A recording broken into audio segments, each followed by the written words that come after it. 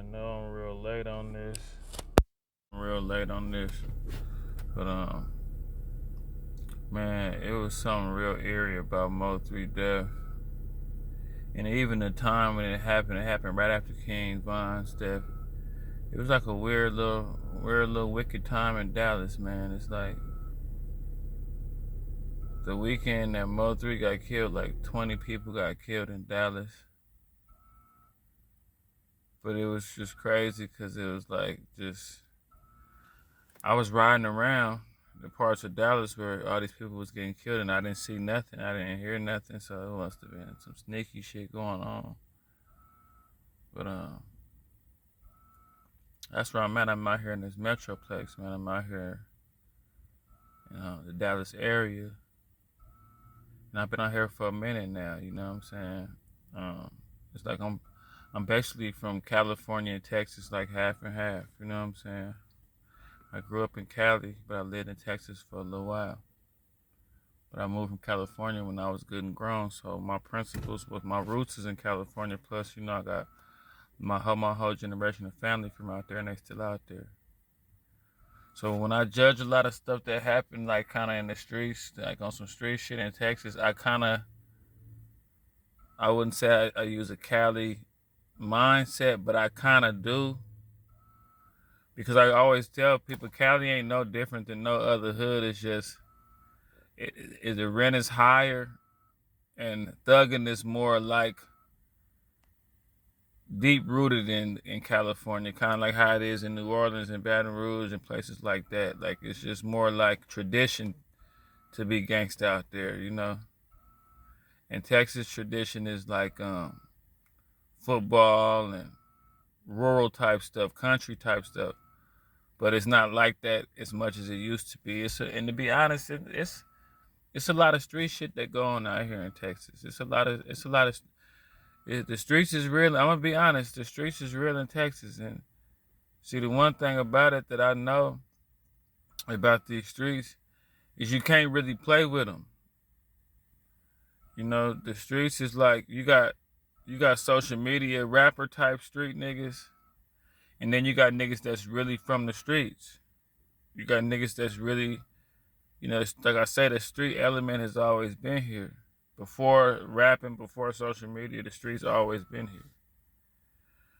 You might hear about a murder and you like, damn, man, when they gonna stop? But it's like, it's not King Von getting killed. It's not a rapper getting killed. This is a random person in the streets getting killed the way it's always been. The streets gonna always be dangerous. And life is cheap, you know what I'm saying? But the Mo3 situation, it's complicated, man, because I remember when I first, like, what a lot of people don't know, like, Mo3 got hot to everybody else, like, around 2017, 18, 19, 20. But around 2018, 2019, 20. But Mo3 had been out for a long time. And I used to be, like, one thing about it, it's some niggas is talented. There's some talented ass rappers, some talented ass musicians and rappers and all that shit that come out of Texas. So I remember when I first heard Mo3 a long time ago when he first came out, I used to be like, man, this nigga not. In my mind, I'm thinking, I used to blend in with everybody. You know what I'm saying? So people used to be kind of hating on Mo3 from the gate. They was hating on Mo3. Mo3, see, this how I'm trying to think of how I could like a narrative of Mo3. But Mo3 was like the first nigga popping. Like Mo3 was big before Trap Boy. He was big before Yellow Beezy. He was big before Go Yayo. He was big before all them, but he was big locally. Like he kind of had a cool little local buzz, right? This my point of view about the Mo3 situation. So it was kind of like he was getting promoted. A lot of people knew about Mo3. But they used to be like hating on Mo3, saying shit like, he from McKinney, he not really from North Dallas, all this shit, woody whoop whoop, all this shit, right? And I used to be thinking to myself, man, it don't matter, man, he putting on for Texas, man. It shouldn't really matter where he from and all that shit. He putting on for Texas, and the boy is talented, man. Y'all push him out there. Y'all gonna support him, man. Get him out. If Mo3 was from the Bay, And you know, the Bay got a lot of hate, and it's like, well, I don't know, cause shit, back home, there's a lot of hating going on out there too. But I used to feel like they used to kind of hate on Mo3. You know, if you're from the streets, then you too real and you too dangerous, and that people don't want to fuck with you. If you're not from the streets, then you're not really from the streets.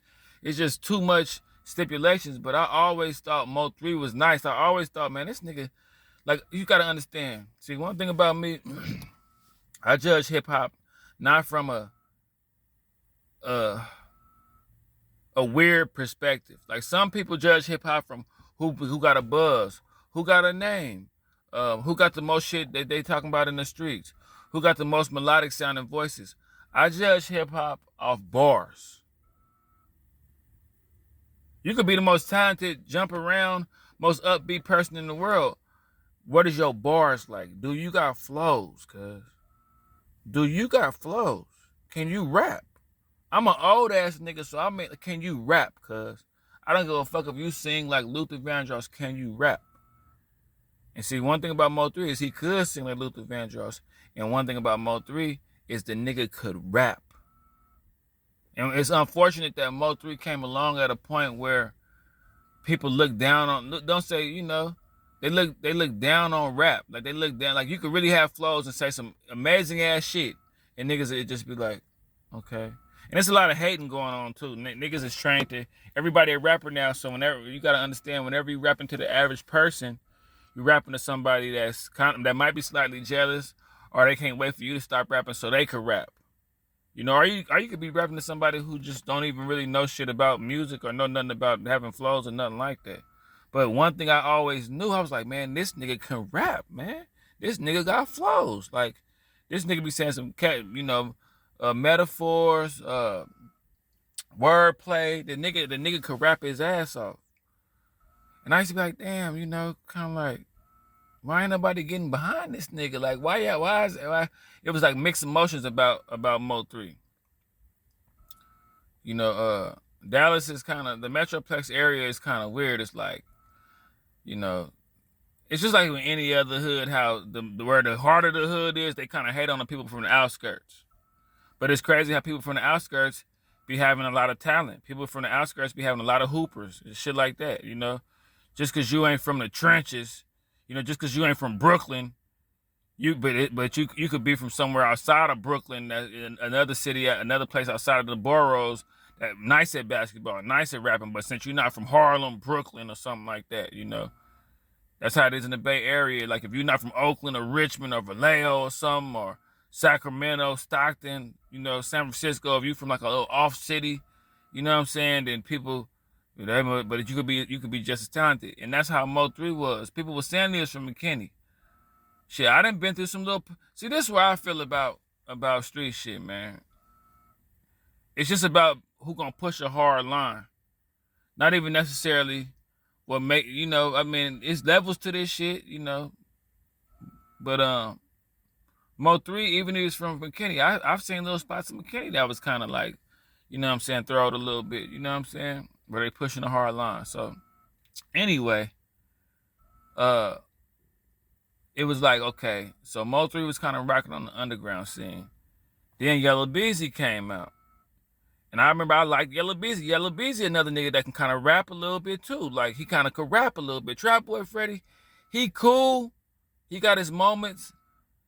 And all three of them niggas is better than the average rapper. You know, that's nowadays. The average rapper, I don't even know what the fuck going on. Niggas, some nigga was had my car, let me listen to something. I was looking at him in his eyes like, you gonna let, so all three of them niggas, it's kind of talented in a way, you know what I'm saying? When Yella Beezy came in with I had to run up a check, and Yella Beezy had some other shit. Yella Beezy could rap to me. I was like, these niggas, all three of them could have got together and did some big shit for Dallas. But like, you know how it is, man. It's funky, man. You know how us black people is. We would rather, see, one thing about my people, one thing about black people, we would much rather compete than to collaborate. Oh, we will. Oh man. A nigga will compete with you and know that you the best at it. And it's like, okay, let's collaborate. I could be the A, you could be the B. But since he want to be the A, he could know he can't be the A. But you know what? I'd rather just compete against you. knowing I'm fighting an uphill battle. But before I collaborate with you, I'd rather like try to compete against you. I'd rather like, that's how we are. We don't want to collaborate. We want to compete. You know what I'm saying? And it's you can get more done when you collaborate. And it's like a team. It's more of a team. But you know, anyway, because Mo3 was more talented than Yella Beezy and Trap Boy Freddy. But you gotta understand, Mo3 was. I hate to say this, and I might catch some flack for this. Mo3 was one of the greatest rappers to ever live. See, on the cool, people don't understand, nigga. Mo3 was one of the best artists to ever come out the South, all of the South, period. When niggas lost Mo3, niggas really lost a real jewel. But see, Mo3 got sucked into that street shit. The streets is like a bullet with no name. The streets is like that, you know, that is like nature, the animal, the beast. Like, you know, I watch a bunch of nature shows. It be newborn calves getting ate by lions, monkeys killing their own babies, you know, like it'd be a bunch of weird, you know, hippos. Actually, I seen this one where the wild dogs was trying to kill this antelope, and the antelope was in the mud trying to run, and the wild dogs couldn't get in the mud, and the antelope was safe, but then a hippo came. And the hippo ran off the wild dogs that was trying to get the antelope. But then the hippo turned around, and it was like, at first he saved the antelope, but then he seen the antelope over there just by itself. Hippo was angry. He just bit the antelope, shook it up, threw it up on the land where the wild dogs could eat it. It's like, that's how nature is. Nature catch anybody out here. Nature how your mama getting robbed and getting shot, and, you know, innocent bystanders getting hit. And it's just demonic forces in these streets that'll come take away, that'll really come take you off this earth, man. And if it don't take you off this earth, it's gonna have you so deep in the streets to where you can't change, to where you're gonna be kind of dead on your feet, or kind of just stuck, you know, kind of stuck in your old ways. There ain't nobody more stuck in their old ways more than the street nigga, man. I done seen a lot of people, football players stuck in their old ways, you know, all kind of niggas stuck in their old ways, but don't nobody be stuck in their old ways more than the nigga from the streets. I could tell you that. But anyway, that's a whole nother. Anyway, see, Mo3 kind of like, and see, I look at it this how I see it. I don't know how nobody else gonna see it. Mo3 didn't used to get hella props for like being a real street nigga like that. They used to kind of like question his game with that. And like I say, it don't matter if you're being a black person is already hard enough. It's being a black man is gangster. It's gangster just being a black man. So doing all this extra shit too, nigga, you making it hard for yourself, boy. They already locking their doors and watching us in stores and mistaking us for other people and killing us at traffic stops for nothing. But you want to actually perpetuate a bad lifestyle? Good luck with that. You know what I'm saying? It's already gangster enough being black. You know what I'm saying? But he started getting a lot of recognition for street shit. And I think it just kind of went to his head and sidetracked him from his rap career, because deep down inside, he always wanted to get some recognition for some street shit. Like, he would over talk about stupid shit and confront people in the streets, and he was just trying to get a lot of street cred. But he had street cred. He was a real nigga though, you know what I'm saying? So I don't even know why he had to like he had to do all that. But you know, I can't really blame him, because that's what everybody was doing. Everybody was on that. Who could pull the most stunts, talk the most shit, and just stir up the most drama, and he was good at it. He stayed online talking that shit and all that shit. But see, funk is funk. Beef is beef.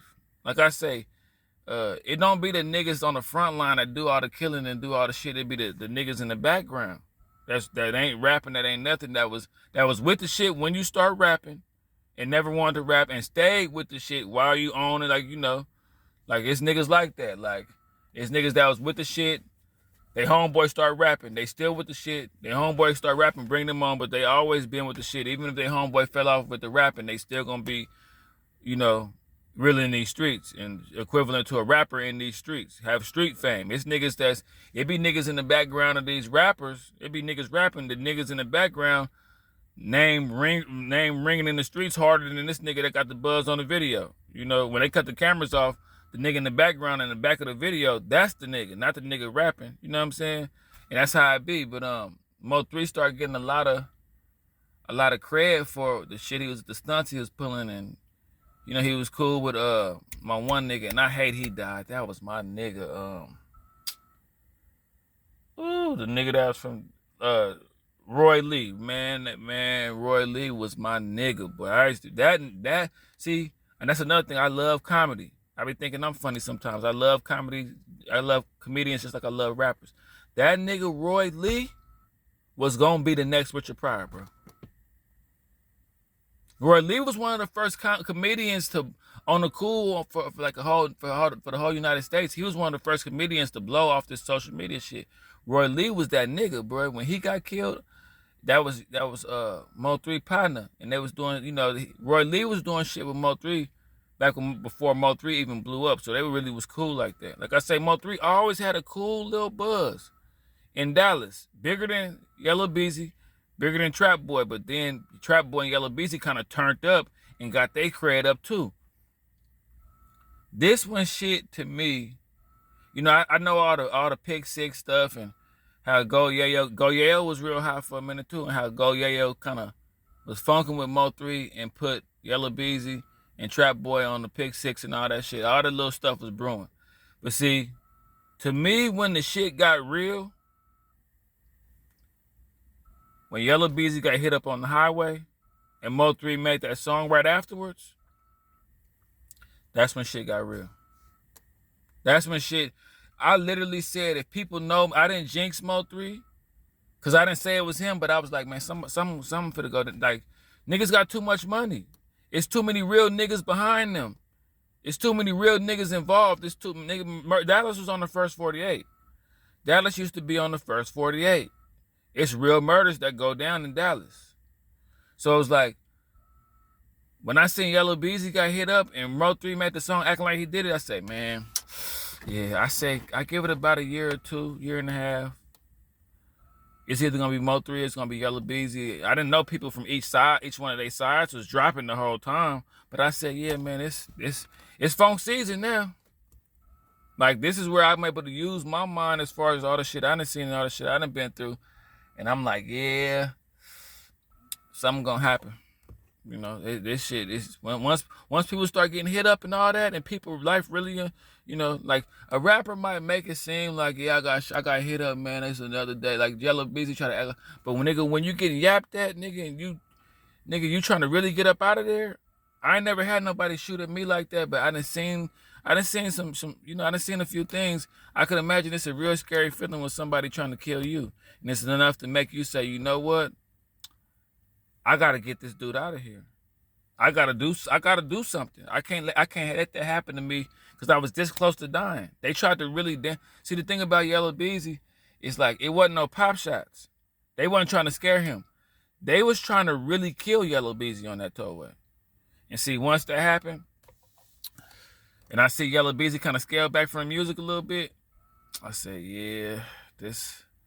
And then Mo3 kept talking, kept going, always on the internet, always saying stuff, always keeping it going. But that's like I say, I can't blame them. That was the thing to do. That's what rappers was doing at that point in time. They was stirring up stuff, and man, when I seen the shit happen to Mo3, it just is like, to me, I just like, damn, man, I just knew something was gonna happen. I'm gonna be honest, it shocked me, but it hurt me though, because I seen Mo3 go from like the underdog to Yellow Beezy and them passing him up, and then him reclaiming his juice again, hooking up with Bootsy, and then him dying. Like, Mo3 wasn't, none of them supposed to die, but Mo3 wasn't supposed to die, man. Like, he had came from being an underdog, he had got hot, he was talented, he had everything going for him. It's like Len Bias dying on draft night. It's like he wasn't supposed to get smoked like that, but the streets is unforgiving, and the streets always take the young, the good niggas that was, I've seen all kind of scenario. Good niggas dropping their girlfriend off in the hood, ended up getting killed. Just dropping the girl off in the neighborhood, was a college student. Like, the streets always been that lion that'll come eat a calf. Like, the streets has always been that lion that'll see an antelope having a newborn baby and come eat the calf, come eat the baby fresh out the womb, and eat the mama. The streets always been unforgiving like that, and it's just this new element to where gangster shit in our music. We the only genre where it's got to be real danger involved for it to even be popping. But yeah, that's my story on Mo3, man. It kind of touched me, cause I went from seeing that nigga like, damn, like I remember when I first heard Mo3 back in the day, I was like, man, this nigga, I was blown away by Mo3 when I first heard him. I'm like, boy, this nigga nice, boy. How y'all? Yeah, he not from North. I'm like, boy, it don't matter where he from, nigga. So yeah, bro, it really fucked me up when that nigga died.